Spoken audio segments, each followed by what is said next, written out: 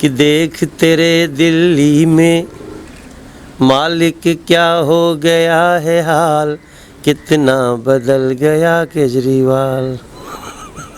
ये तो केजरीवाल जी, मैं जी बोलता हूँ, गाने में नहीं आ पा रहा है। हाँ, तो मैंने, वरना मैं जी के बिना तो कितना भी भ्रष्ट आदमी हो।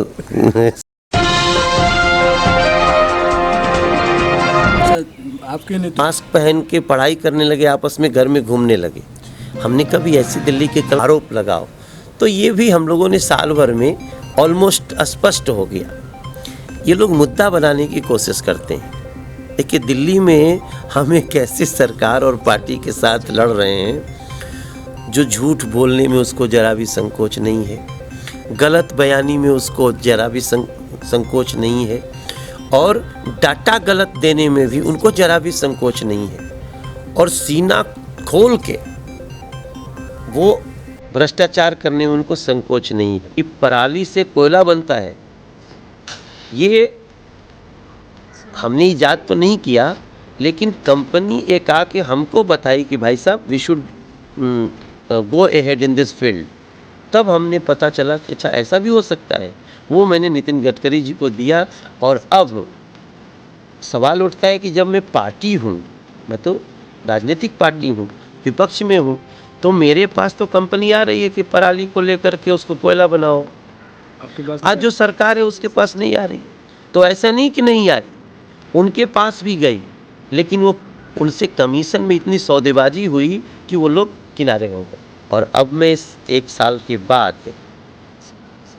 मैं उनसे प्रार्थना कर सकता हूँ कि अब तो हमें मौन व्रत पे जाना पड़ेगा उनके विरोध में। बोल बोल के तो थक गए। अब इससे बढ़िया एक हफ्ते का मौन व्रत लेके और गांधी जी की मूर्ति के पास बैठ जाएं। हमारा एक अधिकारी ने उसको एक दिन ट्वीट कर दिया, अशोक गोयल ने। तो हमने उनको कहा कि देखो, इतनी अच्छी जानकारी आई, आपने इसको ट्वीट कर दिया, इसको थोड़ा अच्छे से करना चाहिए था। उसके बाद देखिए कि एक दिन अपने ये हाँ अजय माकन जी ने उसको दे दिया। तो जब अजय माकन जी ने दिया तो मुझे हंसी आई कि जो 15 साल शासन किया तो दिल्ली में, अब वो कह देखो जी शिक्षा की व्यवस्था बहुत खराब हो रही है। तो भैया, तुम 15 साल में तुम्हारी जड़ इतनी कमजोर कैसे हो गई कि उसको 3 साल में ही धूल धूसरित कर दिया उन्होंने। राजनीतिक पार्टियों की जो कुत्ते बिल्ली की लड़ाई है, इसका आड़ लेकर के ब्यूरोक्रेट्स ने भी खूब खेल किए दिल्ली। मैं बहुत बेबाक तरीके से आज आपको बोल रहा हूँ। हमने एक लाइन लिया है जिससे मेरा दिल्ली सरकार के लोग भी मेरे ऊपर टेढ़ी नज़र रखे हुए हैं, और एमसीडी के भी कुछ लोग जो भ्रष्ट लोग हैं वो हमसे नाराज चल रहे। मैंने कहा जो घर बन गया उसको नहीं गिराना। हाँ, मैं उस लाइन पे खड़ा हूं, और जो इस लाइन का विरोध करेगा मुझे लगता है वो भ्रष्टाचार में शामिल है। आप घर बनते क्यों दिए? आप इस बात को मैं रखना चाहता हूं। आप घर को मत बनने दो, आप पहले घर बनवाते हो और फिर घर को बुक करते हो, फिर सील करने जाते हो। तो ये जो उगाही चल रही है, मैं इसका विरोधी हूं। मैं बोलता हूं, मैं एक फोन मनोज तिवारी का आज प्रदेश अध्यक्ष आपके पास नहीं जाएगा, किसी के पास, डीसी रेवेन्यू हो, डीसी एमसीडी हो, जो भी हो, कमिश्नर हो। मैं चाहता हूं आपसे कि जो घर बना रहा है कोई, बनने मत दो। दिल्ली सरकार के मुख्यमंत्री जी से प्रार्थना कर रहा हूं, केवल झूठे में लोगों के, आम लोगों के समर्थक मत बनो। इस लड़ाई में मेरे साथ आओ ना।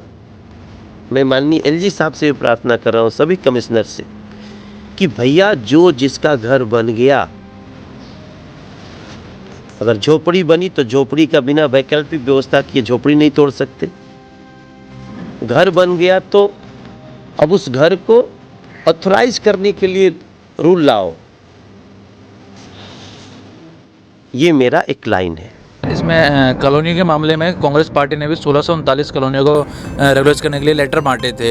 एमसीडी अभी तक लेआउट प्लान तैयार नहीं कर पाई है। तो कहीं ना कहीं अब जैसे आम आदमी पार्टी दिल्ली सरकार में आ गई है, दोनों कांग्रेस रह गई, बीजेपी एमसीडी में है, आम आदमी पार्टी दिल्ली सरकार में है, तो इनके बीच में कहीं ना कहीं दिल्ली की जनता पिस रही है, उसके लिए क्या कर सकेंगे सर? मैं पिछले 2-3 बार से बोल चुका हूँ कि दिल्ली सरकार अनऑथराइज कॉलोनियों को ऑथराइज करने के लिए प्रस्ताव लाए, हम उसका समर्थन करेंगे।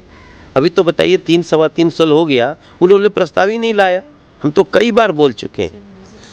हमने कहा भाई तुम क्रेडिट ले लो अरविंद केजरीवाल जी, हम आपको क्रेडिट देने को तैयार हैं, बीजेपी वेट कर रही है, आप प्रस्ताव लाइए, हम उसके साथ खड़े होंगे। मैं जैसे 4-5 लोगों के बारे में आपसे एक वर्ड में जानना चाहूँगा, आपकी राय। मैं माननीय प्रधानमंत्री नरेंद्र मोदी, उनके बारे में एक वर्ड में क्या बोलेंगे? एक ईमानदार देशभक्त, अमित शाह जी, कार्य को पसंद करने वाले, अरविंद केजरीवाल, झूठ के आधार पे बिल्डिंग बनाने वाले, अजय माकन, कंफ्यूज्ड।